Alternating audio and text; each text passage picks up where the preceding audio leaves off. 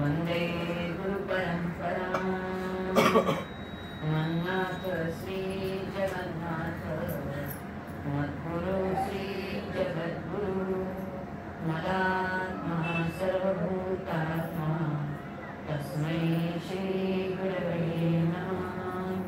शुका सारिखे पूर्णवैराग्याचे वशिष्ठा परिज्ञानेश्वराचे परिवामिका सारिका न्यायसा नमस्कार माझा सद्गुरु रामदासा उपाकाशाची किरणे मोह समुद्राचे आठणे घडे जय त्या श्री कृष्णे बंधू तयाते भगवान गोपाल कृष्ण महाराज की जय। सते जे प्रकाशे खरा भक्ती पंथा भविकार पूजे जमीनाम संथा मराठी कवे धरी रूप गाथा तुकाराम चरणी सदा ठेव माथा पंढरीनाथ महाराज की जय। भगवान गोपाल कृष्णांच्या चरणी वंदन करते, सर्व संतांच्या चरणी वंदन करते, शेवटी गुरु जगदीश मूर्ती सगळ्यांच्या चरणी वंदन करते। ज्यांच्यामुळे आज इकडे आले ते यशस्वी ब्राह्मण संघाचे अध्यक्ष आदरणीय देशपांडे, आत्ताच कळलं की ज्या शाळेत मी शिकले त्या शाळेची सगळी गुन्हा त्यांच्याकडे आहे। याचा अर्थ या दरडाला काहीतरी घाव पडले असते तर तिकडूनच आले असते। अत्यंत कृतार्थपणे सगळे तिकडे आहेत, सगळे थोडं सगळ्यांच्या चरणी वंदन करते। तर माहेरीच आली मला असं वाटतं, कारण मुळात मूळचीच आहे आणि त्यामुळे खूप आनंद आहे। आणि आजचा दिवस खूप छान आहे। आज तुकाराम बीज आहे। तुकाराम बीज म्हणजे आजच्या दिवशी तुकोबार सदेह वैकुंठाला गेला आणि सदेह वैकुंठाला असं नाही कोणत्या संतांना जाता आलं। खरं तर अनेकांनी तुकोबारांना विरोध केला, इतका विरोध केला की त्याच्यामध्ये अनेक जण होते, पण त्यानंतर मात्र जेव्हा तुकोबारायांचा अधिकार कळला तेव्हा एका वचनामध्ये त्यांनी म्हटले की सदैव वैकुंठाला जाण्याचा जो मान आहे असा दुसऱ्या कोणत्या संतांना मिळालेला नाही। आणि नंतर ज्यांनी त्रास दिला त्यांनी त्यांचा गौरव केला। अशा तुकोबारायांच्या आजची ही बीज माझ्यासाठी अतिशय महत्वाची, कारण माझी गुरु परंपरा तिकडे आहे। मला असं वाटतं की म्हणजे श्री गुरु हे डॉक्टर काका आत्ता उल्लेख केला, त्यांचे सद्गुरू असणारे खंडाकर महाराज हे पंढरपूरचे आहेत आणि पंढरपूरचे असणारे त्यांचा जन्म तुकोबाराय बीजेचा आहे। ते तुकोबार संपूर्ण पंढरीमध्ये ते तुकोबारायांचा अवतार मानले जातात। खूप लवकर गेले, अत्यंत पंडित होते, संस्कृत पंडित होते। वेदांचा प्रचार करायचा म्हणून महाराज काशीला गेले आणि काशीला गेल्यानंतर संस्कृतमध्ये कीर्तन केली आणि लोकांकडून मानशी 1 रुपया घेतला आणि त्या 1 रुपयामधून पैसे गोळा करून नांदेडला लोहगाव, जिथे कंधार त्यांचं मूळ गाव आहे, तिथे वेद मंदिर बांधलं। आणि महाराजांचा शेवटचा ग्रंथ तुकोबारायांची गाथा होती। त्यांना लिहिण्याची इच्छा होती पण ते शक्य नव्हतं। महाराज खूप लवकर गेले, कारण त्यावेळेला टीव्हीवरती औषधं नव्हती। ज्यांना आपण वरदानंद भारती म्हणून ओळखतो ते आप्पांनी त्यांना नेलं आणि पांडुरंगाच्या समोर उभं केलं आणि सांगितलं, अरे काय पांडुरंगा, तुला वाटत नाही का की तुकोबारायांची गाथा याच्या आपण पूर्ण व्हावी म्हणून? त्याला दे ना याला आयुष्य आणि लिहून घे असं सांगितलं। आणि विठोबाचा पांडुरंगाचा कौल मिळाला, महाराज आले। महाराजांनी तुकोबारायांची गाथा पूर्ण केली आणि ती छापलीही नाही, पण महाराजांनी ग्रंथ केला। अतिशय सुंदर गाथा आहे। गाथा अनेकांनी लिहिल्या आहेत, पण शास्त्रशुद्ध गाथा काय आहे ती खंडाकर महाराजांची गाथा जपून लिहिली। पण मुद्दाम बघा, लक्षात येते एखाद्या संत वाङ्मयाकडे बघण्याची जेव्हा आपली दृष्टी बदलते ना, तेव्हा आपल्या जीवनाचा एक स्तर जो आहे तो दर्जेदार जीवन आपण जगू शकतो, ज्याच्यामध्ये केवळ समाधान आणि आनंद। अशी एक जीवनाची दृष्टी ज्याने दिलेली आहे ते खंडाकर महाराज आहेत आणि त्यामुळे अतिशय मला आनंद होतो। दुसरी जी गुरु परंपरा आहे ती राजाराम महाराज चिदंबर स्वामी, तेही राजाराम महाराजांचा जन्मही आजच आहे। ही सगळी गुरु परंपरा आहे, मला वाटतं माझ्या पाठीमध्ये आहे आणि म्हणून आज काही चिंतन करण्याचं सद्भाग्य या मुलाला प्राप्त झालं। काही चिंतन करू आपण. आता फार वेळ निघत नाही, पण सव्वासात झालेले दिसत आहेत मला. तासा सव्वा तासामध्ये आपल्याला थोडा तुकोबारायांचा विचार करायचा. आपले जे सगळे संत आहेत त्या संतांचं वैशिष्ट्य असं आहे की ते तत्वज्ञान कोणतं असेल तर अद्वैत तत्वज्ञान. त्याचा पुरस्कार श्रीमद शंकराचार्यांनी केला. आणि म्हणून ज्या संतांचा विषय विचार करणार आहोत त्यांचं तत्वज्ञान त्याच्यापासून वेगळं करून आपल्याला अभ्यास नाही त्यांचा करता आहे. आणि त्यामुळे ते तत्वज्ञान अद्वैत तत्वज्ञान आहे. त्या अद्वैत तत्वज्ञानाविषयी केवळ बोलणं नाही, त्याचा थोडासा अनुभव आपल्याला आला पाहिजे. या अंगाने आपण थोडे तुकारामाचा विचार करतो. तुकोबारायांची जी काही बघितली तर आपल्याकडे जी संत परंपरा आहे, मराठीमध्ये 5 संत परंपरा आहे, ज्याच्यामध्ये पहिल्यांदा येतात ते म्हणजे आपण म्हणतो की माऊली आहे, आणि मग त्यानंतर त्यांच्या सहकारी नसणारे नामदेव आहेत, त्यानंतर नाथ आहेत, आणि मग तुकोबारा येतात, आणि मग नंतर येतात ते समर्थ. हे सगळं जरी असलं तरी तो काळ जो आहे तो साधारण 16व्या शतक आहे, आणि उत्तरार्धाचा तो काळ आहे. मौलींचा काळ जवळजवळ 8व्या शतकाचा काळ आहे. आता हा सगळा काळ बघितला तर असं म्हटलं जातं, जेव्हा आपण वाङ्मयाचा इतिहास बघतो तेव्हा असं लक्षात येतं की परमार्थाचं जेवढं सगळं वाङ्मय होतं हे सगळं पूर्वी देववाणीमध्ये म्हणजे संस्कृतमध्ये होतं. सर्वसामान्य तुमच्या आमच्यासारखी माणसं या सगळ्यापासून वंचित होती, आणि वंचित असणारी ही कुठेतरी ह्या लोकांना हे विषय कळले पाहिजेत असं या संतांना वाटलं. आणि म्हणून मराठीमध्ये प्राकृतामध्ये कोणतेच ग्रंथ नाही, पण ते कोणी आणले पहिल्यांदा? माऊलींच्याही आधी जे मुकुंदराज आहेत त्या मुकुंदराजांनी परमामृत आणि विवेक सिंधू सारखे 2 अत्यंत पारमार्थिक ग्रंथ लिहिले, आणि मराठी सारस्वतामध्ये 2 खेळी निर्माण केली असं खंडाळकर महाराजांनी. कल्पना सुंदर आहे. मराठी सारस्वतामध्ये 2 खेळी त्यांनी निर्माण केली. त्यानंतर आले त्या माऊली ज्ञानदेवांनी या प्राकृत भाषेला एक सुंदर घाट बांधून दिला, आणि इतका सुंदर घाट बांधला की या घाटामध्ये कितीही जणांनी यावं आणि या संस्कृत मराठी प्राकृत सारस्वतामध्ये त्यांनी अवगमन करावं. आणि म्हणून भावार्थ दीपिका जी आहे ती त्या ठिकाणी अवतरलेली आहे. मौलींनी हरिपाठ लिहिलेला आहे मौलींनी, त्याचबरोबर बाकीचे ग्रंथ लिहिले, चांगले 65 अमृतानुभव, त्यांची गाथा म्हणजे अनेक अभंग आहेत, अनेक प्रकारचे विनयनी आहेत. हे सगळं मौलीने त्या ठिकाणी दिलं. आणि म्हणून असं म्हटलंय की प्राकृताचा घाट कोणी बांधला असेल तर तो माऊलीने बांधला. त्यानंतर असणारे त्यांना सहकारी असणारे हे नामदेव आहेत. नामदेवांनी काय केलंय तर नामदेवांनी कीर्तन भक्तीच्या साह्याने महाराष्ट्रापासून पंजाबपर्यंतचा प्रांत जो आहे तो संपूर्ण भक्ती मार्गाने कीर्तन मार्गाने उजळून काढला, आणि सर्वसामान्य माणसाला भक्तीची वाट मोकळी केली. ज्ञानदेवांची भावंड होती, त्याच वेळेला गोरोबा काका आहे, चतुबा काका आहे, जनावरी आहे, ज्ञानदेवादी भावंड आहेत. या सगळ्यांनी उदंड असं काय काढलेलं आहे तर पारमार्थिक पीक काढलेलं आहे. त्यानंतर येणारे नाथांनी तर विलक्षण असं कार्य केलंय. खंडाळकर महाराज म्हणतात नाथांनी भागवत आणि भावार्थ रामायण लिहून 2 अत्यंत सुखसोयीने युक्त अशी यज्ञावत अशी शहर या मराठी प्राकृतामध्ये सारस्वतामध्ये निर्माण केली. हस्तामलक आणि चतुश्लोकी सारखे 2 ग्रंथ लिहून त्यांनी 2 उपनगरही वसवली. अभंगांच्या कोरी लेण्या तोडल्या, भारुडं लिहिली, गवळणी लिहिल्या, आणि या भारुड आणि गवळणी महाराष्ट्राला भरपूर हसवलं, पण हसवताना तत्वज्ञानाचा धागा कुठेही सोडलेला नाही. हे नाथांचं वैशिष्ट्य आहे, आणि नाथ प्रपंच आणि परमार्थ दोन्ही उत्तम सांगत येणारे असं होते. आणि मग त्यानंतर येणारे तुकोबाराय. सुधाकर महाराज म्हणतात एवढं सगळं जर पीक ज्या भरपूर सदवंड संतांनी काढलं होतं, मग तुकोबारायांची गाथेची काय गरज होती का काही गरज?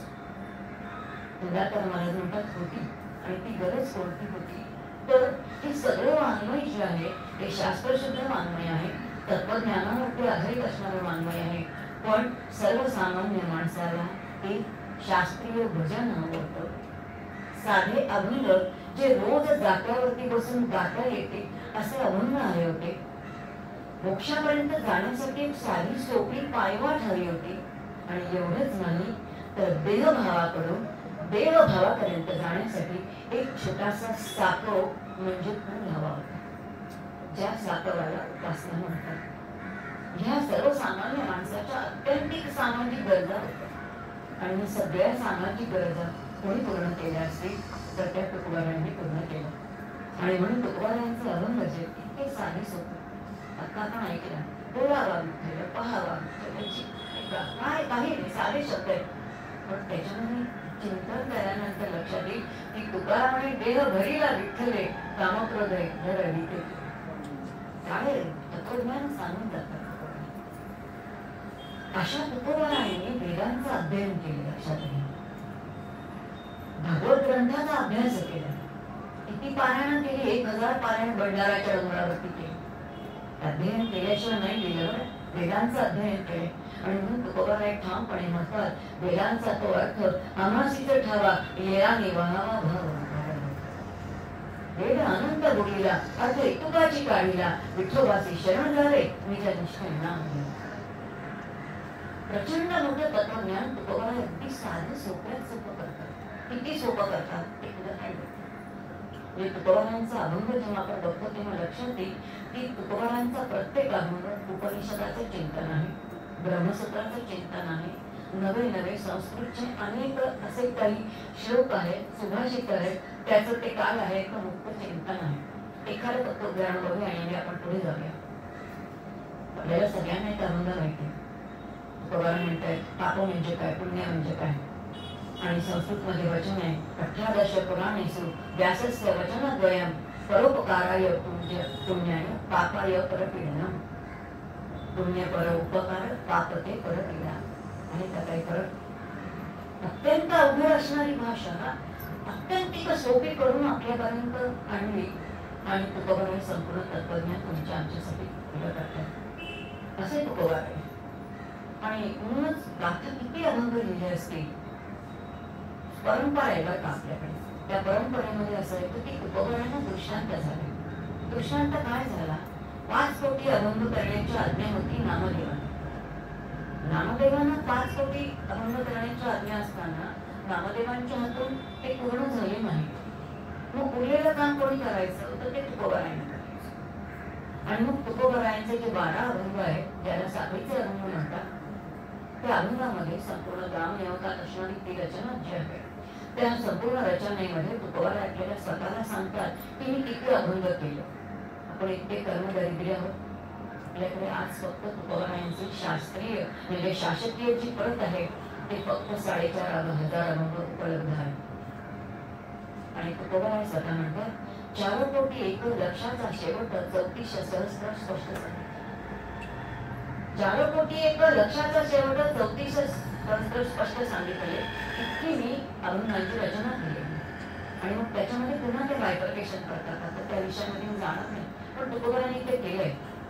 34 लक्ष वैराग्यवाणी नाम ते गायले तिथू केशी 78 लक्ष. अशी किती कोणत्या कोणत्या विषयावरती मी किती अभंग केले याची पूर्ण एक यादी तुकोबाराय आपल्याला एक. आपण म्हणतो वाणी आहे तो वाणी होत आहोत. आपण म्हणतो तो वाणी म्हणून तुकोबारायांनी स्वतःचं चरित्र लिहिले.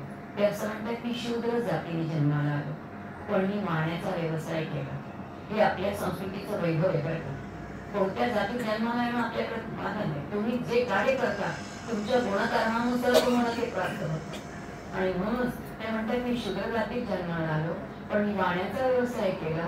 पण कर्म कोणतं केलं असेल तर ब्रह्मकर्मच केलं. जर ब्रह्मकर्म केलं असेल तर मी ज्ञानप्राप्ती आणि ज्ञानदान एवढंच झाले. तुकोबाराय कर्माने ब्राह्मण होतं. जातीचा प्रश्नच नाही. कारण आपल्याकडे वेदांमध्ये जातच नाही. आपल्याला नक्की माहिती पाहिजे. अर्थात आपला पक्का विषय नाही, पण आज तुकोबारायांचं ह्या संपूर्ण मराठी सारस्वतामध्ये तुकोबारायांचं वेगळंपण आपण बघतोय. आणि नुसतं वेगळेपण बघूया नको, आपण एखादा अभंग बघूया की ज्या अभंगातून तुकोबाराय आपल्याला काय सांगतात. आपण आता संतांचा विचार करणार. सगळे संत वेदांना मानणारे आणि वेदांना मानणारे असल्यामुळे आपले वेद त्रिकांडात्मक. वेद जर त्रिकांडात्मक असतील तर सगळ्या संतांची वचनही त्रिकांडात्मक. 3 कांड याचा अर्थ कर्म, उपासना आणि ज्ञान. कर्म आहे, आपल्याला कर्माशिवाय सुटताच नाही. कोणी आणि उठल्यापासून शेवटपर्यंत कर्मच करत असतो. किंबहुना जन्मापासून आपली कर्म सुरूच होतात, ती संपतच नाही. आणि म्हणून आपण या सगळ्या 3 संतांच्या मध्ये कर्म, उपासना आणि ज्ञान अशा टप्प्याने आपण त्या संतांकडे बघून त्या चिंतनातून अर्थात सगळ्या संतांनी कर्म, उपासना, ज्ञान तिन्ही सांगितलंय, तुकोबारायांनी ते सांगितलंय, पण एक अभंग असा समोर घेतलाय की जिथे कर्माचा जास्ती विचार आहे. मग त्यानंतर उद्याचा विषय आपला एकदम वेगळा आहे, कारण आनंद वनभूमी आहे आणि त्यामुळे तिथे कोणताच नाही तो संपूर्ण राजकीय, सामाजिक आणि समर्थांचं तत्वज्ञान आणि शिवांचं कार्य असा तो विषय आहे. पण त्यानंतरचे जे संतांचे आपण विचार करणं ते उपासना आणि ज्ञान या अंगाने करू. आज आपण थोडा कर्माचा विचार, तुकोबारायांच्या एका अभंगाच्या करून घेण्याचा विचार करूया. तुकोबारायांचे हे इतके विलक्षण असणारे अभंग, त्या अभंगांमध्ये लक्षात येईल की सगळे जे संत आहेत आपले त्यांनी जे अभंग रचना केली. गंमत अशी आहे की तुकोबारायांच्या प्रत्येक चरणाच्या शेवटी ना तुका म्हणे असेल. जनाबाईच्या इकडे नाममुद्रा म्हणतात. आता जेव्हा नाममुद्रा घेतात एखादे संत, तेव्हा त्याचा मात्र उद्देश असा असतो की ती रचना मी करत नाहीये, तर ती परमेश्वराच्या कृपेने माझ्यापर्यंत करून घेतली जाते आणि म्हणून ते ईश्वराला समर्पित करणं. बरेच वेळा असं होतं, आता नवीन पिढीशी मी बोलत होते, नशिबान माझा त्याच्याशी संबंध येतो, तेव्हा त्या पिढीशी संबंध आल्यानंतर एका मुलीने मला विचारलं, सोने नुकतीच लग्न झालेले, ते असं म्हणते काय तुकोबारायांना किती अहंकार होता हो, आणि म्हणून ते प्रत्येक अभंगाच्या शेवटी तुका म्हणे, तुका म्हणे, तुका म्हणे म्हणतात. आणि अनेक संत आहेत की ज्याने काही रचना केली आहे पण त्यांनी स्वतःचं नाव म्हटलं नाही, म्हणजे त्यांना अहंकार नाही आणि यांना अहंकार आहे असं म्हणणं. पण लक्षात घ्या, शेवटी तुका म्हणे हे प्रत्येक अभंगाचे इथे यायचं असेल तर काय प्रकाराने रचना करावी किंवा किती प्रकारचे शब्द म्हणणार आपल्याकडे पाहिजे, ते आलं पाहिजे ना. जसं समेवरती गायक सर्वच सारी सुरुवात करतो आणि सावरती येतो, तसं शेवटी नाममुद्रेवरती येण्यासाठी एक वेगळी अंतरंगाची लागते पातळी आणि तुम्हाला त्याहीपेक्षा असेल की परतत्वाला स्पर्श करून येणारी वाणी लागते आणि ती तुकोबारायांची आहे. आणि म्हणून सगळ्या ठिकाणी नाममहती त्यांची आहे किंवा नाममुद्रा त्यांनी घेतली. जे आपल्याला अभंग आहेत त्यातले पहिलेच एक 50 एक अभंग आहेत, त्यातला एक अभंग आज निवडलाय की सगळ्यांना माहिती असणारे मुद्दाम अभंग घेतलाय की निदान आपण गाणं तरी ऐकलंय, कारण आपण आत्ताच बघितलं की सर्वसामान्यांची एक संगीताची शास्त्रीय भूक जी आहे ती तुकोबारायांनी मागवलेली आहे. आणि म्हणून लक्षात येईल की तुकोबारायांचे अभंग सगळ्यांचे पाठ झाले. त्यांच्या आयुष्यातला एक प्रसंग आहे की गाथाच्या गाथा ते इंद्रायणीमध्ये घातली लोकांनी, पण असं म्हणतात की जनसामान्याने ती काढली, कारण तोपर्यंत जरी अभंग इंद्रायणीत गेले असले तरी सुद्धा लोकांच्या मुखामध्ये इतके सहज बसलेले होते, त्यामुळे जनसामान्यांनीच ते काढलेले आहे. आणि सगळे काढलेले अभंग इतके सुंदर आहेत ते तुम्हाला आम्हाला सगळ्यांना माहिती. त्यातला एक अभंग जो आपण अनेक वेळा ऐकलेला असेल, मी 4 शब्द वाचून दाखवते आणि मग आपण त्याचं चिंतन करू. 4 चरणाचा अभंग आहे फक्त, आणि अभंग नाही तुकोबारायांची रचना आहे, पण अभंग म्हटलं की वेगळा आहे आणि रचना वेगळी आहे. आपल्याला अभंग माहिती आहे, अनेक तुकोबारायांनी अभंग लिहिलेले की सुंदर ते ज्ञान उभी विटेवरी परपटावरी ठेवून 6 6 6 4 म्हणजे प्रत्येक चरणामध्ये 6 अक्षर. सुंदर ते ध्यान उभे विटेवरी परपटावरी मधल्या 2 चरणाचं यमक जुळलं पाहिजे आणि शेवटी 4 अक्षर आली पाहिजे, असं असेल तर त्याला अभंग म्हणतात. आता ही अभंगाची रचना नाही, तुकोबारायांची रचना आहे, कवीच्या टाईपमध्ये असणारी रचना आहे. मग काही 4 चरणाच्या ओव्या आहेत, काही 3 चरणाच्या ओव्या आहेत, काही 5 चरणाच्या ओव्या आहेत. तो आपला अभ्यासाचा विषय नाही, कारण भाषाशास्त्र हा काही आपला अभ्यासाचा विषय नाही. पण तुकोबारायांचा आजचा जो आहे ती त्यांची रचना आहे आणि ती ओवी टाईप असणारी रचना आहे. बघू आपण. विष्णुमय जग वैष्णवांचा धर्म, वेदा वेद ब्रह्म अमंगळ. हा सुंदर शब्द. विष्णुमय जग वैष्णवांचा धर्म, वेदा वेद ब्रह्म अमंगळ. आई काजी तुम्ही भक्त भागवत, आई काजी तुम्ही भक्त भागवत, कराळे ते हित सत्य करा. कोणाही जीवाचा न घड मत्सर, कोणाही जीवाचा न घड मत्सर, वर्म सर्वेश्वर पूजनाचे. हा सुंदर विचार आहे, वर्म सर्वेश्वर पूजनाचे. तुका म्हणे एका देहाचे अवयव, सुख दुःख जीव भोग पाय. केवळ 4 ओळींचा असणारा असे तुकोबारांची रचना. थोडं चिंतन करू आपण. सुरुवातीलाच तुकोबारांनी सांगितलं विष्णुमय जग. त्या संपूर्ण तुकोबारांचा जेव्हा आपण पांडे किंवा गाथा बघतो तेव्हा त्या गाथेचा प्राण कोणता असेल तर तो पांडुरंग त्या गाथेचा प्राण आहे. आणि त्यामुळे त्यांच्या प्रत्येक रचनेमध्ये पांडुरंग विठ्ठल आहे. मग त्या विठ्ठलाला ते कधी पांडुरंग म्हणतात, कधी त्याला विठ्ठल म्हणतात, कधी त्याला विद्या म्हणतात, कधी त्याला शिव्या देतात. तर इकडे त्यांनी त्याला विष्णू म्हटले, कारण तो विष्णूचा अवतार आहे. म्हणून आपल्याकडे जे आहे दशावतार मानले गेले किंवा ते भागवतांनी 24 अवतार मानलेले, हे सगळे अवतार कोणाचे, तर विष्णूचे आणि नारायणाचे आहे. आणि म्हणून विष्णूचे आणि नारायणाचे अवतार असल्यामुळे म्हणून आपलं दैवत जे आहे ते विष्णू आहे. आणि ते विष्णू त्या ठिकाणी समर्थ म्हणते, सॉरी तुकोबाराय उल्लेख करतात आणि तुकोबाराय त्याचा उल्लेख करून त्या ठिकाणी मंगलाचरण करतात. पण रचना सुरुवात मंगलाने केली पाहिजे. त्या ठिकाणी सुरुवातीलाच मंगल केले आहे आणि म्हणतात विष्णूमय जग, संपूर्ण विश्व कसं आहे किंवा विष्णूमय आहे, याचा अर्थ तुम्हाला आम्हाला असं वाटतं की हे जग कशाने भरलेलं आहे. हे संपूर्ण जग जे आहे ते सजीव आणि निर्जीव म्हणजे जड आणि चेतन सृष्टी आहे. आणि हजारो लाखो लोक या ठिकाणी आहेत किंवा अनेक प्रकारचे पशु पक्षी आहेत. शास्त्र ज्याला म्हणतात 84 लक्ष योनी आहे. आणि जड आणि चराचर असं हे सगळं विश्व जे आहे ते निर्माण झाले. हे विविधतेने भरलेलं आहे, नामरूपाने भरलेलं आहे. असं नामरूपाने विविधतेने भरलेलं हे विविधतेचं दर्शन तुम्हा आम्हाला आहे.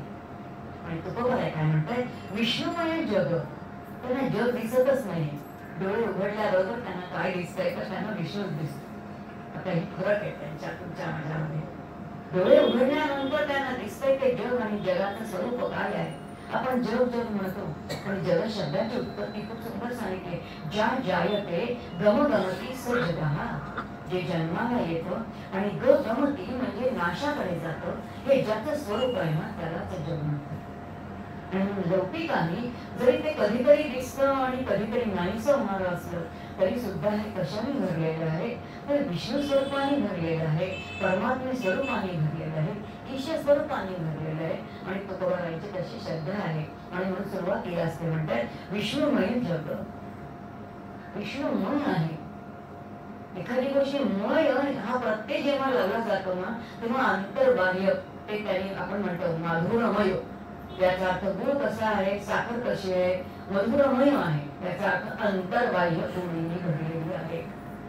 तसं हे संपूर्ण विश्व जड असू दे, चेतन असू दे, अंतर्बाह्य कशाने भरलेलं आहे, तर ते विष्णू तत्वाने भरलेलं आहे. विष्णू या परमात्मे तत्वाने भरलेलं आहे. आता ते कोण म्हणजे वैष्णवांचा धर्म. याचा अर्थ जर जगामध्ये लक्षावधी लोक आहेत तर ही कोण आहेत, ते वैष्णव आहेत. वैष्णव म्हणजे ते भजन करणारे आहेत. आता तुम्ही आणि म्हणून आम्ही थोडीच वैष्णव. आपल्याला वैष्णव म्हटल्यावर असं वाटतं की ज्यांनी कपाळावरती तो असा तो बंधाचा टिळा लावलेला आहे, जे कृष्णाचे भक्त आहेत, जे काही फक्त गळ्यामध्ये माळ घेऊन कृष्ण कृष्ण म्हणत आहेत तेवढेच वैष्णव आहेत असं नाही. वैष्णव असं काय अर्थ नाही. वैष्णव याचा अर्थ जो भजन करणारा आहे. माऊलीने फार सुंदर व्याख्या केली. माऊलीने तुमची आमची माणसाची व्याख्या केली. आणि माऊली म्हणतात प्रत्येक जण काय करत असतो तो भजनच करत असतो. देख मनुष्य जात सकळ स्वभावतः भजनशील. तुम्ही आम्ही पण भजनच करत असतो. परत इतकं आहे की तुकोबाराय पांडुरंगाचं भजन करतात, तुम्ही आणि मी प्रपंचाचं भजन करतो. तेवढाच फरक आहे, बाकी फरक काय तेवढाच फरक. आणि तेवढा फरक सोडून देऊ. आणि म्हणून या ठिकाणी सांगितलं वैष्णवांचा धर्म सांगितलेला. धर्म म्हटल्याबरोबर तुम्हाला मला असं वाटतं की मग हिंदू धर्म, मुसलमान धर्म असं काही धर्म नाही. हा धर्म याचा अर्थच नाही. धर्म या शब्दाचा अर्थ कर्तव्य. आणि म्हणून आपण म्हणतो मातृधर्म वेगळा आहे, पितृधर्म वेगळा आहे, स्नुषा धर्म वेगळा आहे, विद्यार्थी धर्म वेगळा आहे, शेजार धर्म वेगळा आहे, राष्ट्र धर्म वेगळा आहे, विश्व धर्म वेगळा आहे. याचा अर्थ प्रत्येक ठिकाणी जीवाने कसं वागायचं हे त्याचं कर्तव्य वेगळं आहे. आणि म्हणून धर्म याचा अर्थ कर्तव्य. मग आता मी जर माणूस म्हणून जन्माला आलेलो आहे, मी जर वैष्णव आहे तर माझा काहीतरी धर्म असेल ना. मग कोणताही धर्म मला केलेला चालेल का, नाही चालणार ना. धर्म याचा दुसरा अर्थ स्वस्य भाव हा इति स्वभाव. बर्फाचा गारवा हा धर्म आहे, साखरेचा गोडी हा धर्म आहे, चिंचेचा आंबटपणा हा धर्म आहे, मिठाचा खारटपणा हा धर्म आहे. तसा तुमचा आमचा प्रत्येकाचा एक स्वभाव असतो, तो धर्म असतो. आणि त्या धर्माला अनुसरून आपल्याला परमेश्वराची प्राप्ती करून घ्यायची. आणि म्हणून आहे त्या परिस्थितीमध्ये, आहे त्या जागेमध्ये कुठेही सोडून जाणं नाही, काही करणं नाही. आहे तिथे फक्त चिंतन आणि ते करता येतं. आणि यासाठी तुकोबारे सांगतायत जग विश्वमय आहे. या विश्वमय जगामध्ये तुम्ही आणि जन्माला आलेलो आहोत, आम्ही वैष्णव आहोत. आपण काय आहोत तर त्याच विश्वाचा एक अंश तुमच्या माझ्यामध्ये आहे. आणि म्हणून आपण सगळे वैष्णव आहोत. आणि म्हणून आपला एक धर्म आहे विष्णुमय जग, वैष्णवांचा धर्म. याचा अर्थ आपलं कर्तव्य आहे. आपण दुसऱ्यांच्या विषयी कर्तव्य फार उत्तम पार पडतो. स्वतःविषयीचं कर्तव्य मी कोण आहे, कशासाठी आलेलो आहे, कशासाठी त्या विधात्याने मला इथं पाठवलेलं आहे. हे फक्त प्रपंच करायला पाठवलंय. नरदेव कशासाठी मिळाला, काहीतरी विचार करणं आहे. आणि हा विचार असेल तर मग इथे लक्षात येईल की आपल्या जीवनाचं जे ध्येय आहे ते ध्येय तुकोबाराय सांगून जातात. आणि मग ते म्हणतात भेदाभेद भ्रम अमंगळ. या जगामध्ये इतके भेद दिसतात. हा माझा आहे, हा तुझा आहे, हे जड आहे, हे चेतन आहे, हे टेबल आहे, हे खुर्ची आहे, हे काय आमच्या लक्षावधी गोष्टींना नाव आहे. आपण उठल्यापासून शेवटपर्यंत अनेक गोष्टी बघत असतो आणि त्या प्रत्येकाची नावं घेत असतो. जेवढी नावं आहेत ना तेवढे भेद आहेत. आपल्या घरामध्ये जितकी माणसं आहेत ती सगळ्यांना एक एक नाव आहेत. आणि म्हणून ती मुलगी आहे, तो मुलगा आहे, तो जावई आहे, ती आत्या आहे, ती काकू आहे, ती मामी आहे, सगळं सगळं हा सगळा भेदाचाच पसार आहे. लक्षात भेद आणि अभेद, भेदाभेद, हा भेद करणं आणि अभेद करणं हा दोन्ही विचार काय आहे तुकोबार आपल्याला सांगताय. जर वैष्णव म्हणून जन्माला आला असाल तर वैष्णव म्हणून जर तुमचा धर्म काय असेल तर पहिल्यांदा हे जाणून घ्या. भेद आणि भेद अभेद करणं हे काय अमंगळ आहे, ते चुकीचं आहे. त्यामुळे असा भेद करूच नका. सगळ्या ठिकाणी एकच तत्व बनून राहिलेलं आहे, सगळ्या ठिकाणी पांडुरंग बनून राहिलेला आहे. तेवढं तुम्हाला समजून घ्यायचंय. आणि त्यासाठी आपल्याला भक्ती करावी लागेल, अंतःकरणाची काही मशागत करावी लागेल. आणि ती मशागत करताना आपल्याला नक्की पहिल्याच चरणामध्ये काय करायचं ते सांगून टाकलं. त्याचं म्हणतात की भेद आणि अभेद पाहूच. भेद जर बघत असाल, हा माझा आणि हा तुझा, हा माझा मित्र आहे, हा माझा शत्रू आहे, आपण व्यवहारामध्ये असं म्हणतो आणि म्हणून तसा व्यवहारही करतो. पण समर्थाने एक सुंदर उद्या येते. समर्थ असं म्हणतात दाते जिभं चावली काही पण बत्तीशी मोडली.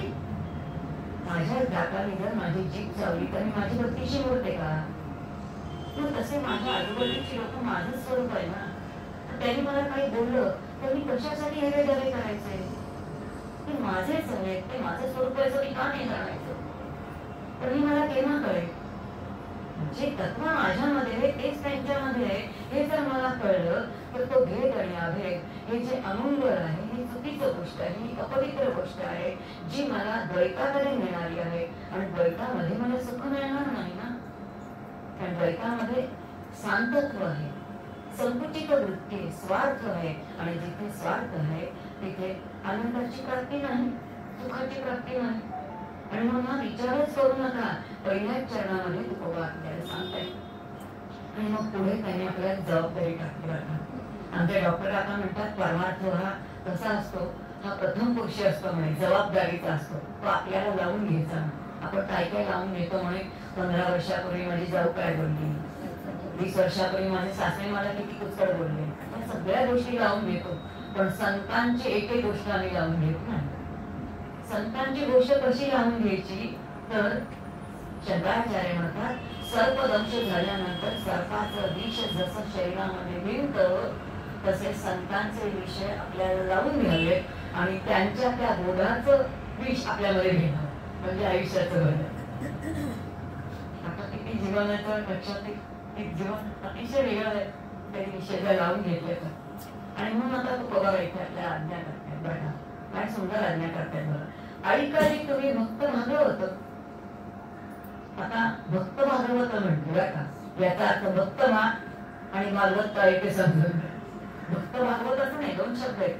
ऐकायची तुम्ही भक्त असं लावून घ्यायला. याचा अर्थ आता तुम्ही काय मा भक्त व्हा. आणि भक्त व्हा याचा अर्थ भक्ती करा.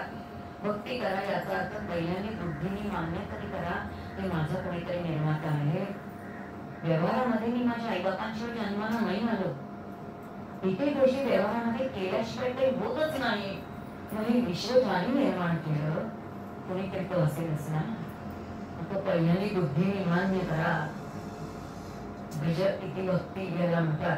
भज म्हणजे स्वीकारणे. भज इति भक्ती पहिला भक्तीचा टप्पा आहे. श्रीधारा भक्त व्हायला सांगितले बरं का. पहिली भक्तीची व्याख्या आहे भज इति भक्ती. दुसरी व्याख्या आहे भक्ती भंजनम इति भक्ती. भंजन म्हणजे तोडणे आणि फोडणे. आता वाटेल की भक्तीमध्ये काय तोडायचं आणि तोडायचं, पण भक्तीमध्ये तोडायचं आणि तोडायचंच आहे. तुम्हाला काय सांगताय, पहिल्यांदी अज्ञान तोडा. मी माणूस आहे, मी माणूस आहे असं तुम्हाला जे वाटतं ना ते सोडून टाका. तुकोबार आपल्याला म्हणतात तुझ्या बुद्धीचं सामर्थ्य इतकं आहे. तुकोबारांच्या भाषेतच संकोचोरी काय झाला श्री लहान घेई अपोषण ब्रह्मांडाचे. अरे तुला परमात्म्याने बुद्धी दिली आहे, त्या बुद्धीच्या साह्याने या विश्वामध्ये व्याप्त असणारा मी आहे. इतका व्यापक अनुभव तुला येणार आहे आणि तो अनुभव न घेता त्या परिभर पाण्याने माधवांना केशवांना किती दिवस म्हणणार आहेस. या विश्वाचीच अपोषणे घेणार. काय तुकाराम आपल्याला कुठे घेऊन जात. भक्त व्हायचं असेल तर पहिल्यांदी मी देह आहे ही भावना सुटली पाहिजे. आणि मग मी कोण आहे तर देहाच्या निमित्ताने शरीराच्या निमित्ताने देही आहे, शरीराच्या निमित्ताने शरीर आहे, देहाच्या निमित्ताने देही आहे. आणि ज्याचे देहाच्या निमित्ताने मी प्रगट झालेलो आहे ते परमात्मे स्वरूप चैतन्य आहे किंवा आत्मस्वरूप माझे स्वरूप आहे. हे जाणून घेणार त्याला भंजनम इति भक्ती म्हणतात. तिसरी व्याख्या आहे भागो इति भक्ती. भागो इति भक्ती याचा अर्थ ज्याची उपासना मी करतोय त्याचा एक अंश माझ्या अंतःकरणामध्ये आहे. पटतं का? कधीतरी असा विचार करतो का? विचार करा. देवापुढे पूजा करायला बसलेलो आहे आणि ज्याची पूजा करतोय कधीतरी म्हणतो का अरे बाबा तुझी पूजा करतोय पण माझ्या आतमध्ये तूच आहेस. म्हणूनच नाही. तुकोबाराय म्हणतात बाकी सगळ्यांची फजिती का फजिती कारण जी पूजा करताय जी उपासना करताय त्याला जे वाहताय ते सगळं मी म्हणतोय मी वाहतोय म्हणून देत आहे. आणि जेव्हा सगळं देत आहे त्याला ही सगळी उपासना करताय तेव्हा वर्म चुकले आणि चुकली या वर्म देहाकडे. कोणतं वर्म चुकलं? मूर्ती म्हणून उपासना करताय आणि जर मूर्ती म्हणून उपासना करणार असाल तर मूर्ती ही एक तर धातूची तरी आहे किंवा दगडाची तरी आहे. ती जड आहे आणि आयुष्यभर जर जडाची उपासना केली तर बुद्धी जड झाल्याशिवाय राहील काय? इथे नाही खेळ करायची. आता तुकोबाराय कशी उपासना करायची ते सांगतात आपल्याला. आणि आता तुकोबाराय म्हणतात की जर उपासना करायची असेल तर एक भाव धारण करा. ते हे परब्रह्म उभे होते ब्रह्मस्वरूपाची उपासना करा. ब्रह्म सच्चिदानंद स्वरूप आहे. ब्रह्म जर सच्चिदानंद स्वरूप असेल तर सच्चिदानंद स्वरूप म्हणून जर त्या ब्रह्माची उपासना केली तर परिणाम काय होईल? तुकोबारायांच्या भाषेमध्ये तुकोबाराय म्हणतात माझ्या विठ्ठलाचा कैसा प्रेम भाव आपणची देव बोलू बोलू. ब्रह्मभावाने जेव्हा त्याचं भजन कराल तेव्हा त्या आपली जबाबदारी त्या पांडुरंगावरती जाऊन पडते आणि आता तो देव राहत नाही, आता तो गुरु होतो. आणि जेव्हा गुरु होतो तेव्हा माझ्या विठ्ठलाचा कैसा प्रेम भाव आपणची देव बोल गुरु. आता तो गुरु होतो आणि आता तो मला ज्ञान देतो. असं ज्ञान देतो, अशी बुद्धी देतो. गीतेमध्ये म्हणते आम्ही बुद्धी ददामी. मी तुला अशी बुद्धी देतो की त्या बुद्धीच्या साहाय्याने तू माझ्या स्वरूपापर्यंत येऊन पोहोचशील. भागो इति भक्ती तिसरा टप्पा आहे. आणि चौथा टप्पा आहे भज सेव इति भक्ती. सेवा ही भक्ती. म्हणजे प्रत्येक कार्य ही सेवा असली पाहिजे. प्रत्येक काम उठल्यापासून किती काम करतो आपण? करत आहे का की माझी सेवा आहे? आपले सगळे जे काही पुरुष बंधू आहेत ते कामाला जायचे, कधी काही नोकरी करायचे. आज जात नसते पण आता रिटायर झालेले असते. पण आपण एक प्रश्न आपल्या मनाला विचारला जेव्हा जेव्हा मी नोकरीला जात होतो तेव्हा असा भाव होता का की मी खरंच परमेश्वराने दिलेलं कार्य करतो आणि त्याची सेवा करतो ना? सेवा म्हटल्यानंतर त्याच्या बदल्यात काय मिळणार हे दुर्लभ झाले लक्षात. आपलं म्हणतो बँकेत किती जाणार आहे त्याच्यावरती सेवा ठरते. तेच गोंधळ आहे सगळं. गडबड इकडेच सगळी आहे. याचा अर्थ जे करायचे ते नाही मग आम्ही काही काम करायचेच नाही का असं नाही. अपेक्षा करायचीच नाही का असं नाही. आपल्याकडे धर्म अर्थ काम मोक्ष 4 पुरुषार्थ सांगितले. त्यातला धर्म आणि मोक्ष हे 2च निष्काम सांगितले. अर्थ आणि काम निष्काम सांगितलेलेच नाही. ते सकाम असलेच पाहिजे. इथे गलत नाही. ते सकाम असले पाहिजे. तिथे बेली गलत नाही. ती तुकोबारायांनी पण केलेली नाही. मग नाही ते की असं काही गंभीर तुम्ही करा म्हणून अत्यंत सुस्पष्ट असे त्यांचे ते विचार आहेत. आणि म्हणून ते म्हणतात की पहिल्यांदी सेवा ही जी काम आहे ते प्रत्येक कर्मणी सेवा म्हणून केलं तर ते ईश्वराला केलेलं कार्य जे आहे त्याला समर्पित केलं तर त्या कर्माचा लेप मला लागणार नाही. आणि कर्माचा जेव्हा लेप लागणार नाही तेव्हा मी केलं म्हणून झालं, मी केलं नसतं तर झालंच नसतं, हा जो रेटा सतत आत्मा आहे ना, मी केलं यानेच तुम्ही आणि बंधन दुसरं कोणतं नाही, लक्षात नाही. याच बंधनामध्ये पडलो आणि या अंतरामध्ये येऊन पडल्यामुळे आपणच आपल्या पायावरती गंगावी लागले. तो अंतराला काय उपयोग म्हणून भक्त नाही होता. तुकोबाराज सांगतात आई कहो तुम्ही भक्त वैष्णवात ना, आता आधी पाहिजे भक्त व्हा. आणि आता काय करा, भागवतामध्ये काय आहे, परमेश्वराचं स्वरूप सांगितलेलं आहे. भागवताचं वैशिष्ट्य असेल की आपल्याकडे प्रमुख 3 संप्रदाय मानले जातात. एक ज्याला वैष्णव संप्रदाय म्हटला जातो. दुसरा संप्रदाय जो आहे तो शैव संप्रदाय म्हणजे शिव शंकराचा संप्रदाय मानला जातो. आणि तिसरा शक्तीचा संप्रदाय मानला जातो. आणखीन एक संप्रदाय तो म्हणजे दत्त संप्रदाय. ब्राह्मण संप्रदाय असू दे, कृष्ण संप्रदाय असू दे, दत्त संप्रदाय असू दे, शक्ती संप्रदाय असू दे किंवा ज्ञान संप्रदाय म्हणजे आदित्य संप्रदाय असू दे, 5 संप्रदाय प्रमुख आहेत. आणि सगळ्याचं मूळ कोणतं आहे तर ते श्रीमद भागवत आहे. त्याचा अर्थ भागवत हे सगळ्याचं मूळ आहे. आणि म्हणून भागवताला या एकाही दैवताचं वेगळेपणा नाहीये. हरी आणि हरामध्ये फरकच करत नाही. तुकोबाराज सकाळच्या अभंगामध्ये सांगतात हरी आणि हराचा भेद असेल तर कोणता असेल तर फक्त एका वेलांटीचा. त्यांच्या भाषेत एका वेलांटीचा फरक आहे, बाकी काही फरकच नाही त्याच्यानं. पण तत्वदृष्टी त्यांनी प्राप्त करत नाही. म्हणून भागवत ग्रंथ जो आहे ज्याच्यामध्ये भगवंताची लीला आहे, भगवंताचं स्वरूप आहे आणि ज्या स्वरूपामध्ये तो परमात्मा एकच आहे पण तोच विविधतेने नटला कारण त्याला एकट्याला करमत नाही आणि आनंदाची प्राप्ती व्हावी म्हणून त्यांनी या विश्वाची निर्मिती केली. पण या विश्वाची निर्मिती आनंदासाठी केली असली तर आता तुम्हाला आम्हाला आनंद वाटला पाहिजे. आपला रोजचा अनुभव आहे, आम्हाला रोज दुःखाचेच चटके, आनंद कमीच आहे. आणि म्हणून आपलं वर्णन करताना तुकोबाराय म्हणतात सुख पाहतात जवळ एवढे, दुःख पर्वता एवढे. आणि स्वतःच्या बाबतीत वर्णन करताना ते म्हणतात आनंदाचे डोळे आनंद करणं, आनंदाची अन्न आनंदाचे. एक त्यांचं स्वतःचं वर्णन आहे, तुमचं आमचं वर्णन आहे. ही फरक काय आहे फरकाचा चिंतन ते पुढे सांगतायत आपल्याला करायला. आणि म्हणून ते म्हणतात ऐका मग तुम्ही भक्त आधी भक्त. आता भागवत ग्रंथ ऐका, श्रवण करायला सांगितलं. मग श्रवण म्हणजे फक्त ऐकणं असं नाही. श्रवण शास्त्र शुद्ध असे, श्रवणाची व्याख्या अशी की आपल्याला पारमार्थिक व्याख्या नाही बघायची पण संतांची व्याख्या खूप छान आहे. पंच ज्ञानेंद्रियांनी जे जे ग्रहण केलं जातं त्याला श्रवण असं म्हणतात. तर जे जे काय आहे ते जे मला समजणार आहे, जे जे मला उमजणार आहे, ज्याच्या ज्याच्या साईने मला ज्ञान होणार आहे, हे सगळं काय आहे ते श्रवण आहे. आणि म्हणून काय ऐका, भगवत ग्रंथ ऐका, ते समजून घ्या त्याच्यामध्ये काय आहे, भगवंत कसा आहे, त्याचं स्वरूप काय, हे सगळं समजून घ्यायचं सांगितलंय. आणि मग ते म्हणतात करायला ते इतर सत्य करा. आता भागवत हा ग्रंथ आहे.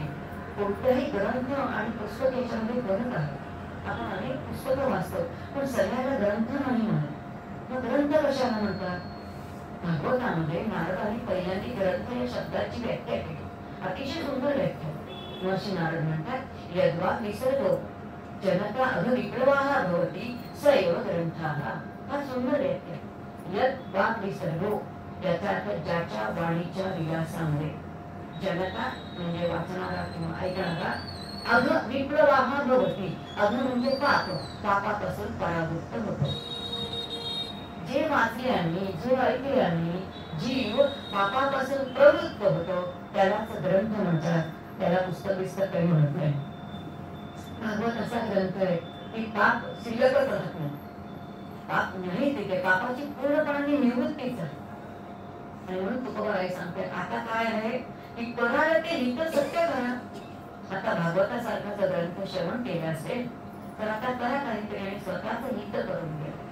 तुकोबारायचं आणखीन एक सुंदर आहे की धन्यतयाची माता पिता, आत्महितासाठी जो जागृत आहे धन्यतयाची माता पिता तेव्हा त्याचे आईवडील पूर्ण घर उधळून जातो. याचा अर्थ मी माझ्या स्वतःच्या आत्महिता बाबतीत जागृत असलं पाहिजे ना. ते जागृत राहा आणि सत्य काय ते जाणून घ्या. सत्य हा शब्दच मुळे तुकोबाराय विठ्ठलाला म्हणतात. आणि म्हणून तुकोबारा एका त्यांच्या विठ्ठलामध्ये अनुभवामध्ये म्हणतात, सत्य तू सत्य तू सत्य तू विठ्ठल. पण आमचे डॉक्टर काका म्हणतात, हे म्हणताना तुकोबारायांची म्हणजे रेकॉर्ड जी आहे ती रेकॉर्डची पिन बिघडली होती का? सत्य तू सत्य तू सत्य तू म्हणताना तिकडे अडकली होती का? नाही, तसं नाहीये. तुम्ही आम्ही सामान्य जन आम्ही 3 काळामध्ये जगतो. आम्ही भविष्य काळाच्या उड्या मारत असतो. आम्ही वर्तमान काळात कधीच जगत नाही आणि भूतकाळामध्ये आठवून भूतकाळाचा कोळसा आठवत असतो आणि तो उगाळत असतो. आता 3 काळामध्ये तुम्हाला आम्हाला राहायची सवय आहे. ही आपली सवय प्रापंचिकांची तुकोबारायांना माहिती आहे. आणि म्हणून तुकोबाराय म्हणतात, सत्य तू सत्य तू सत्य तू विठ्ठला. पूर्वी विठ्ठल सत्य आहे, वर्तमानात विठ्ठल सत्य आहे आणि भूतकाळामध्ये भविष्य काळामध्ये सुद्धा पांडुरंगाशिवाय दुसरं काही नाही. म्हणून ते विठ्ठल त्यांचं दैवत आहे. विठ्ठल शब्दाची उत्पत्ती पण त्यांनी खूप सुंदर सांगितली. ते म्हणतात, मी म्हणजे विशेषत्व असणार, अत्यंत निर्विषय असं असणार, निर्गुण निराकार असणार ज्ञान आणि तोबा याचा अर्थ साकार पुतळा. तर ज्ञानाचा साकार पुतळा आहे, त्याला ते विठोबा म्हणतात. का त्यांचं ते दैवत आहे? ते केवळ मूर्ती आहे का ते ज्ञान आहे? मग आता जर मी पांडुरंगाची उपासना करत असेल, आता जर मी विठ्ठलाची उपासना करत असेल, तर मी त्या मूर्तीची उपासना करायची का ज्ञानाची उपासना करायची? मेघ आहे, तुकोबारायांची मेघ जर जाणून घेतली तर आपल्या लक्षात येईल की नेमकी कसली उपासना करायची. आणि म्हणून तुकोबारा इथे आपल्याला सांगतायत की ऐका हो तुम्ही भक्त भागवत परागते हित सत्य करा. आपलं स्वतःचं आत्महित करून घ्या. आणि ते सत्य जे आहे ते सत्य म्हणजे ते ब्रह्मस्वरूप आहे किंवा तो परमात्मा आहे, त्याला आग्रह करून घ्या. इथे तुकोबारा आपल्याला सांगतायत. आणि जरा पुढे जाऊन पुढचा विचार मात्र पूर्ण कर्मयोगाचा विचार आहे.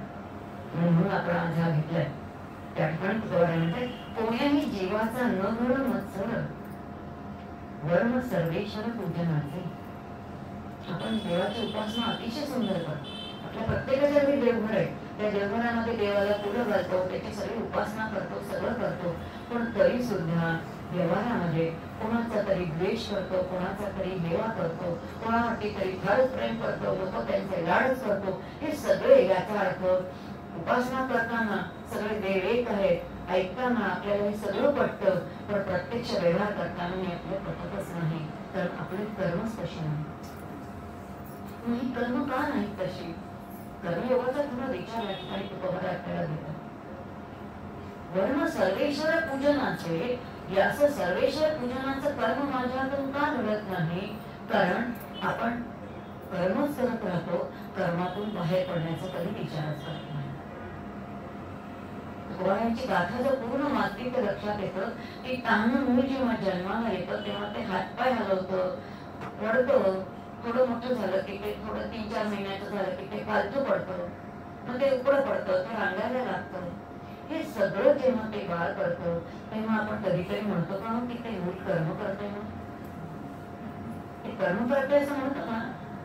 ते कर्म नाहीये, ती क्रीडा आहे किंवा ती लीला आहे. कारण तिथे अहमच नाहीये. ते कोणाला काहीच कळत नाही, ते काहीतरी करतंय, त्याला वाटते ते करतंय, त्यामुळे तिथे नाही. पण तेच पोर जेव्हा 3-4 वर्षाचा जातो आणि शाळेत जातो तेव्हा ते सहज म्हणतं की मी शाळेत जातो, हे माझं दप्तर आहे, हा माझा डबा आहे, हे मी लिहिलेलं आहे, ही माझी आई आहे, हे माझे बाबा आहे. याचा अर्थ मी आणि माझं हा प्रवास इथून सुरू होतो. जसजसा जीवाची बुद्धी परिपक्व व्हायला लागते, जसजसं त्याचं वय वाढायला लागतं, तसतशी देहाची आसक्ती, देह म्हणजे मी हा भाव दृढ होत जातो.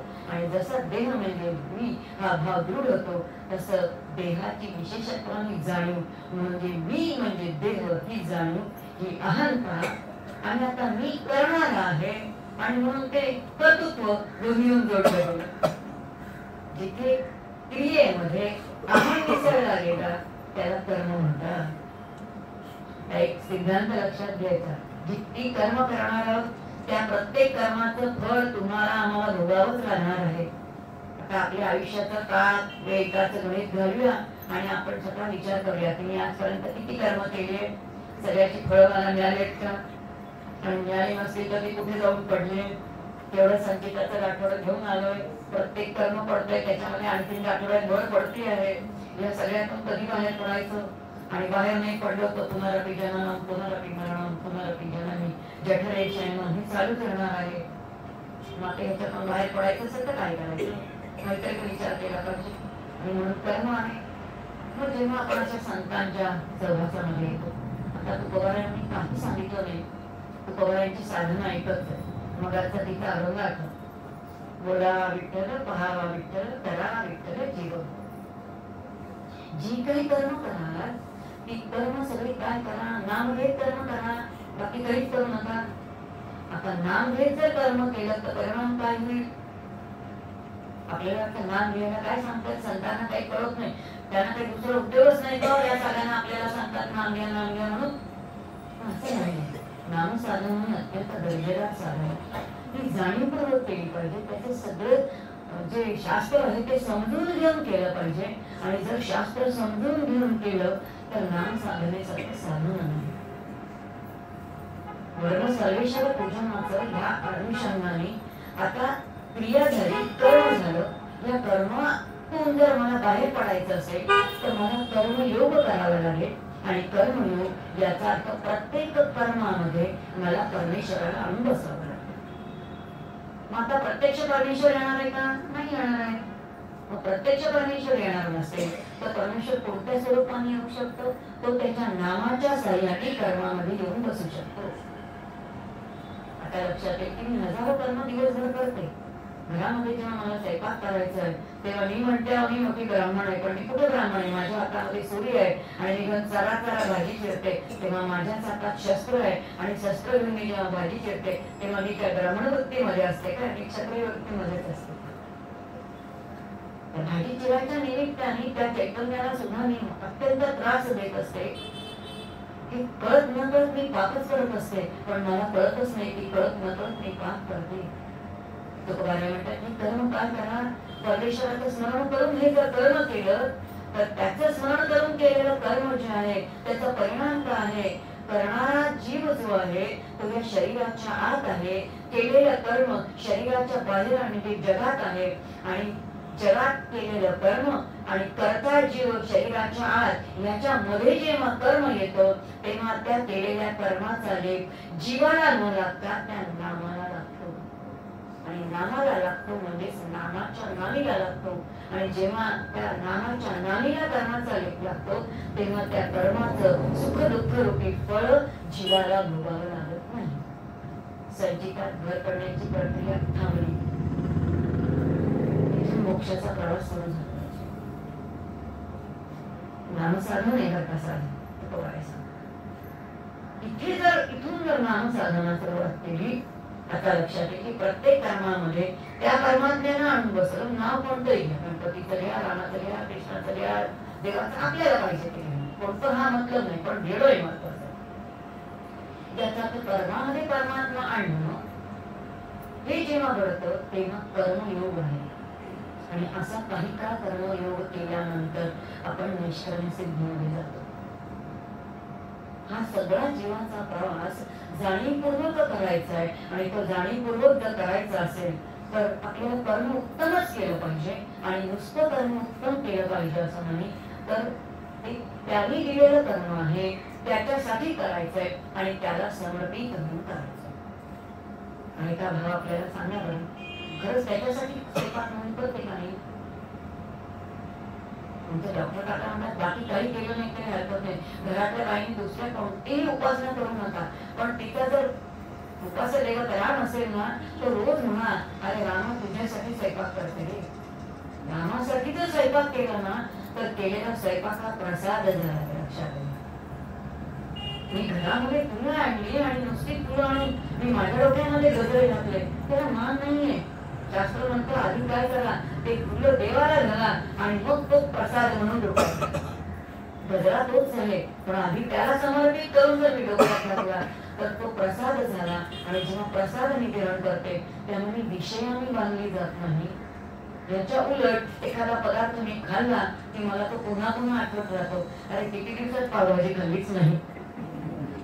बरेच दिवस फारच गोड खाल्लं, पावभाजी खाल्लीच नाही, आठवते हा विषय आहे.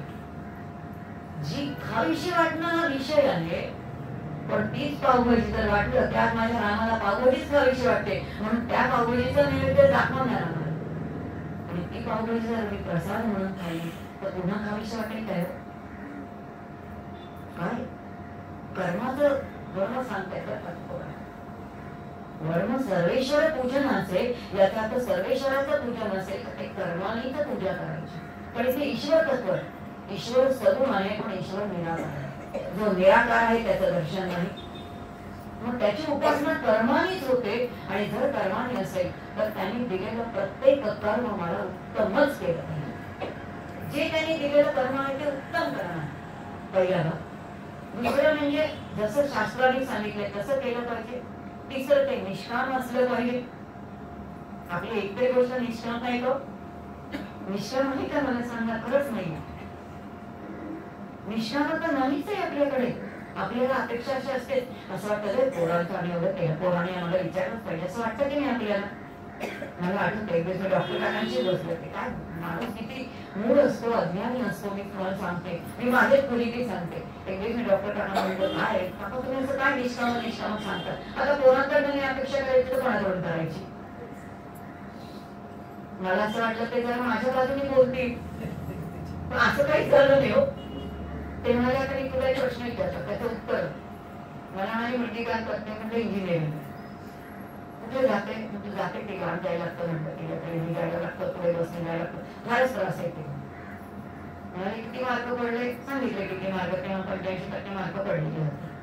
ह्या भयानक स्पर्धात्मक परिस्थितीमध्ये ह्या पोरांना रेल्वेने लटकत जायला लागतं, बसने लटकत जायला लागतं, स्पर्धेला तोंड द्यावं लागतं.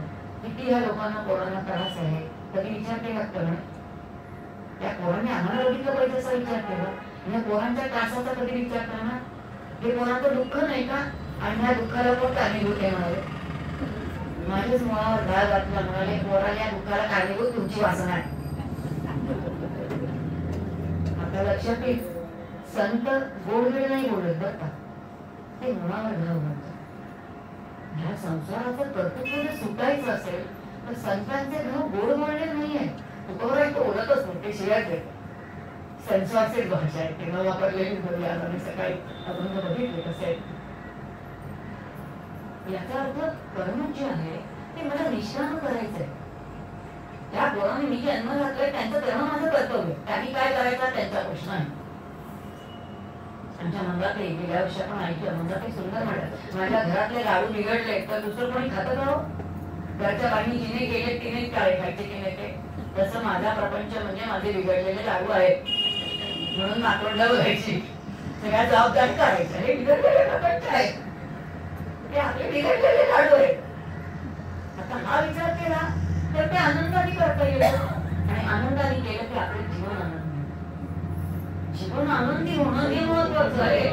जसं तुकोबारायांचा प्रत्येक तरंग आनंदाचा आहे, तो आनंदाचा तरंग जर मला करायचा असेल तर मला हे समजून घ्यायला हवंय. आणि म्हणून कर्माचं हे वैशिष्ट्य आहे की ते कर्म एक तर ईश्वराने दिलेलं कर्म आहे, ईश्वराला समर्पित करून केलेलं कर्म आहे, ते त्याच्यासाठी केलेलं त्याला समर्पित करून टाकणं आहे.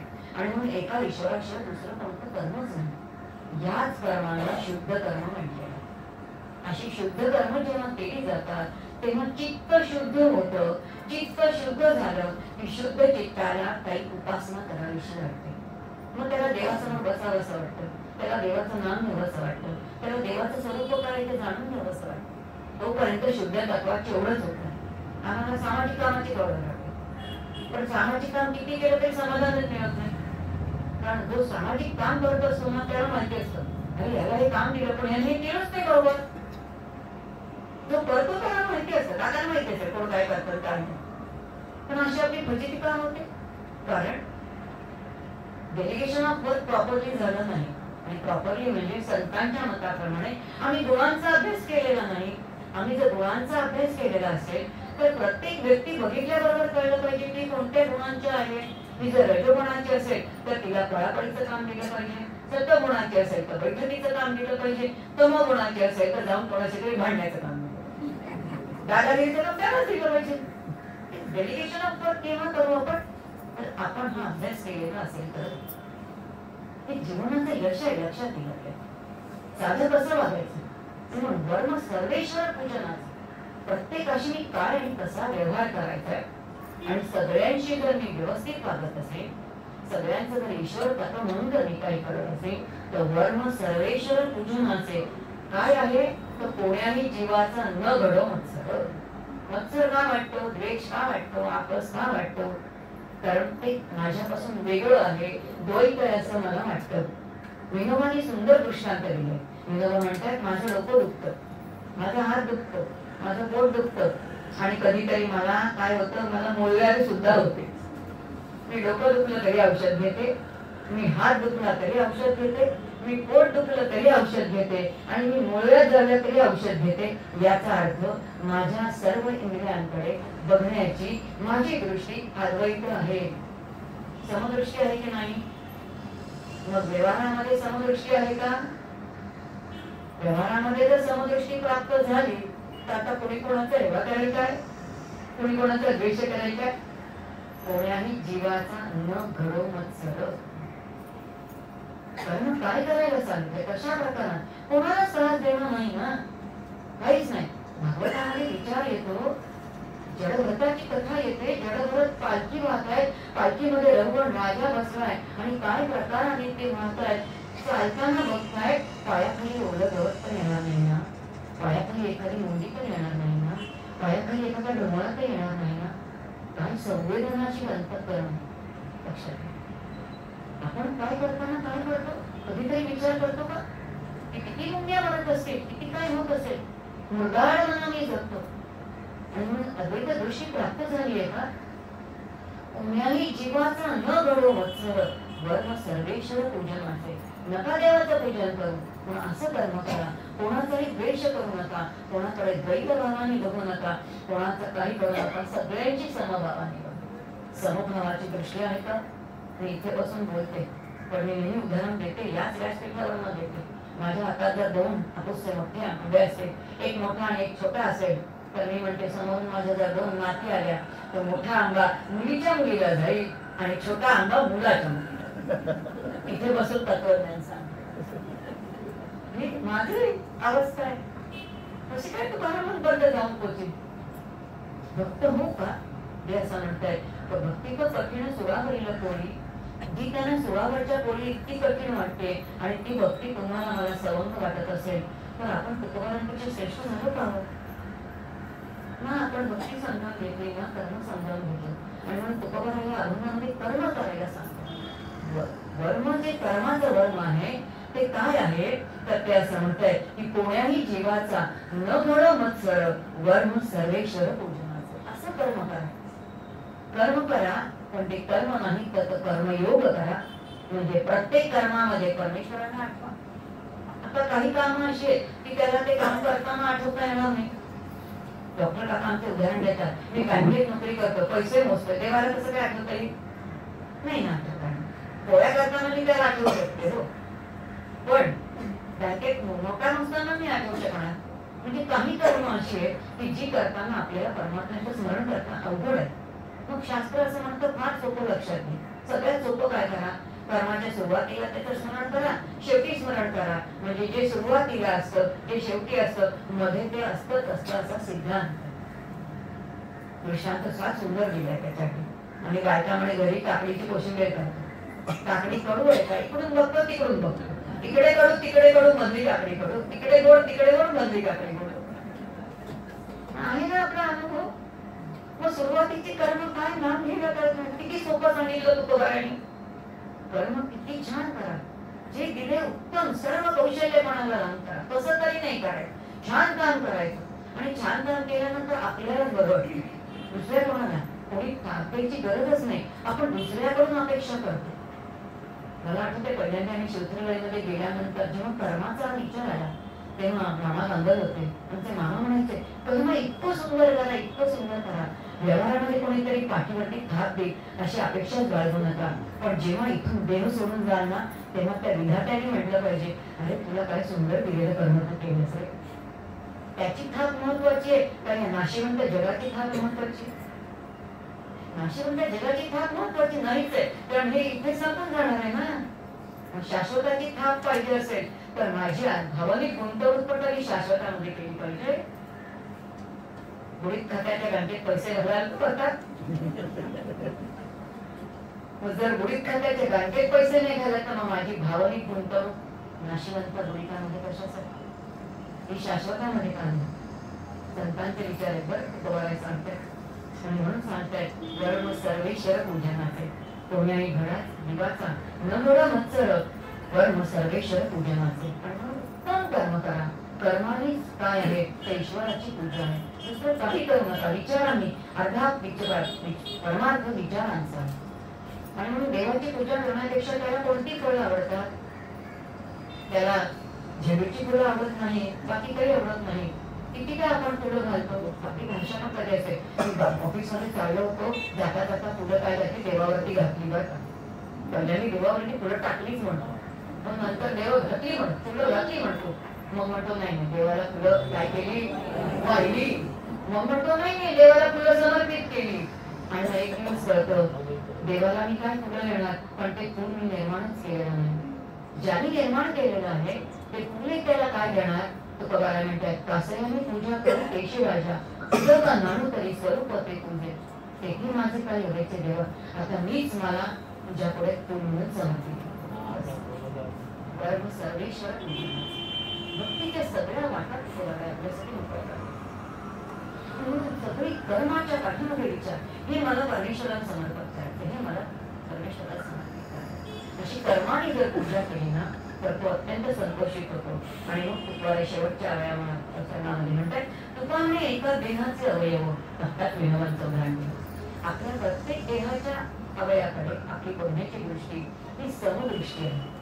आणि म्हणून डोकं फार श्रेष्ठ आहे म्हणून मी डोक्याची काळजी घेते आणि पायात काटा गेला तर पायाची काळजीच घेत नाही किंवा तो काटा काढतच नाही, असंही करत नाही. काटाही मी काढूनच टाकते ना. याचा अर्थ पायातला काटा सुद्धा मला दुःख देतो ना. याचा अर्थ डोक्याला जितकी मी महत्व देते तितके पायाच्या काट्यालाही माझं महत्व आहे. म्हणून शरीराच्या सगळ्या अवयवाकडे बघण्याची माझी समदृष्टी आहे. आता तुकोबाने आपल्याला सिद्धांत सांगते तुकाने एका देहाचे अवयव. आता विचार करा हे संपूर्ण ब्रह्मांड जे आहे हे त्या नारायणाचे हे सगळे देहाचे अवयव आहेत. जेवढे म्हणून समोर असणारे सगळे आहेत हे 84 लक्ष योनी. आणि जर या दृष्टीने त्यांच्याकडे बघितलं की एखादा समोर नेत्र शापक आल्यानंतर सुद्धा विचार करा की हा नारायणाचाच आहे, याच्या आतमध्ये नारायण आहे. एवढा विचार जरी आपल्या आतमध्ये आला ना तरी लक्षात येईल की आतमध्ये असणारं चैतन्य आणि त्या नेत्र शापकामध्ये असणारं चैतन्य दोन्हीकडे चैतन्य एक आणि ज्ञान एकच आहे. ते नेत्र शापक तुम्हाला मला काही करणार नाही. आणि म्हणून संतांच्या चरित्रामध्ये बघतो ना सगळे नेत्र शापक त्यांच्याकडे गेले म्हणतात का होतात. आतमध्ये तो भाव आहे हे माझं तर स्वरूप आहे किंवा हे परमात्मे स्वरूप आहे. भेद नाही, अभेद नाही, अमंगळ काही नाही. एका देहाचे सगळे अवयव आहे. हा तुकोबारायांचा भाव आहे. आणि तेवढा भाव धारण केला की जे करू ते त्याची पूजाच आहे ना. आणि म्हणून आपण यज्ञ कर्म करोति तत्तत् शंभो तवारा. आता मी जिथे चालेल ती माझी प्रदक्षिणा आहे. जे बोलेल ते तुझंच कवण आहे. पण मी बोलणारा तुम्ही नाहीच आहे, बोलणारा तोच आहे ना. तो आहे म्हणून तो वाणी बदली जाते. मी बदलेन तर ती कशी बदलेल ना. पण त्याला पाहिजे तर तो बरोबर बदलून घेईल ना. कर्तृत्व त्याला देऊन टाकता आलं पाहिजे. आणि तुकोबा म्हणतात त्या ठिकाणी तुका म्हणे एका देहाचे अवयव सुख दुःख जीव भूग पावे. आता सुख आणि दुःख कोणाला आहे? जीवाला आहे. ज्याला आपण मी म्हणतोय तो शरीर म्हणजे मी नाहीच आहे ना. थोडा विचार करू. मी लहान होते 2-3 वर्षाची तेव्हा मी मला मीच म्हणत होते. मी 5वीत गेले तेव्हा मी मला मीच म्हणत होते. मी 12वीत गेले तेव्हा मी मला मीच म्हणत होते. मी विवाह करून आले तेव्हा मी मीच म्हणते. आणि आज 60 ओलांडली तरी मीच म्हणते ना. या मी मध्ये काही फरक आहे का? मी कोणाच्या तरी घरी जाते, बाहेरून दरवाजा वाजवते, कोणी दार उघडत नाही. मी बाहेरून विचारते आतमध्ये कोण आहे, उत्तर येतं मी आहे. आतून कोणीतरी विचारतं बाहेर कोण आहे, मी उत्तर देते मी आहे. तुमच्या आमच्या प्रत्येकाचं एक सामान्य नाव मी आहे. ते मी म्हणजे आत्मस्वरूप आहे, हे चैतन्य आहे. हे तुमच्या आमच्या सगळ्यांचं स्वरूप आहे. आणि हे स्वरूपच आपण विसरलेलो. तुकोबा आपल्याला तिकडे घेऊन तिथे गेलो की आनंदाशिवाय दुसरं काही नाही हो. आणि तिथे जाण्याचे काय मार्ग आहेत. आज आपण कर्ममार्गातून बघितलं. आणि म्हणून त्यांच्यातील सुख आणि दुःख जीवाला आहे. जीव याचा अर्थ जे आत्मस्वरूप आत्मचैतन्य त्यांनी या देहाच्या उपाधीचा आधार घेतला, म्हणजे देहाच्या आकाराचा आधार घेतला आणि आता ते चैतन्य या देहामध्ये बंदिस्त झाल्यानंतर त्याला हा देह म्हणजेच मी वाटायला लागला. आणि आता मी करणार आहे, मी आहे, माझं आहे, मी आहे, माझं आहे. आणि म्हणून त्याला जे बरं वाटतं त्याचा अर्थ अनुकूल संवेदना सुखम, प्रतिकूल संवेदना ते दुःखम. जे अनुकूल वाटतं ते सुख वाटतं, जे प्रतिकूल आहे ते दुःख वाटतं. आणि म्हणून सुख दुःखाची कल्पना कोणी केली? मीच निर्माण केली, माझ्या कल्पनेने निर्माण केली. म्हणून विश्वाची कल्पना मीच केली. खरं तर त्यांनी काही भेदच केलेले नाही, त्यांनी फक्त दोनच भेद केले, स्त्री आणि पुरुष. त्यांनी दुसरा भेदच केलेला नाहीये. पण हा माझा नवरा आहे, हे माझं पोर आहे, हे माझे शत्रू आहे, हा माझा मित्र आहे, हा माझा वर्ग मित्र आहे, हा माझा मामा आहे, हा माझा काका आहे. ती भावना कोणी केली? ती तुम्ही आम्ही केली.